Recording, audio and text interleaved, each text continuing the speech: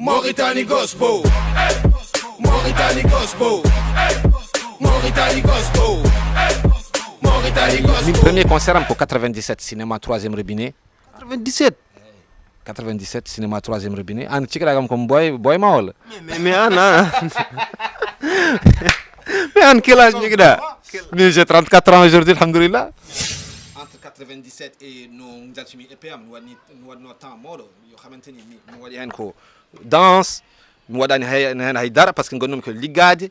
Après je me suis marié, après Daniel Ibe, c'est-à-dire que nous avons posé. Mais comme la première fois, je suis concert, je suis intéressé hip hop, je suis enregistré en 97. C'est ça que nous avons namdade jar hol pose god gonno don hol ko dartino les parents donc min nati dum sur le terrain wala ha sukabe hewbe ngari ciagal taw gandama et puis gildana rap. C'est vrai parce que alande aduna ko ni yari kati sa jeewin fewi hein. Bon. Mila hal num ni joni parce que on questionne hawni. Père de 2 enfants alhamdoulilah, marié depuis 2011 quand tu commençais le rap. Minji arti arti les baromètres et hol secret gondon pourquoi gendirda dum. Le baromètre ko c'est là bam ganjaltini indo. Oui, halde gong. Fadel Camara big up. Kanko yaltini indo. Bawmi ko rap.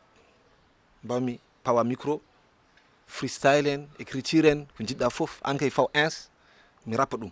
Dole kadi ma welto. Parce que Minji a dit les baromètres, on va dire, j'espère que 14 titres.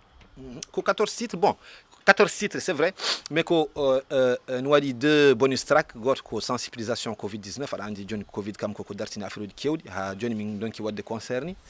En lashi taib on kam ko safrod, taib lax on ça copie dum l'ancien. Mi sekat parce que oui ko anda ko furti lax donc non ko min expliquer mam num c'est à dire ko onon der commentaire gando lax fof yo wi no lax les ko holdum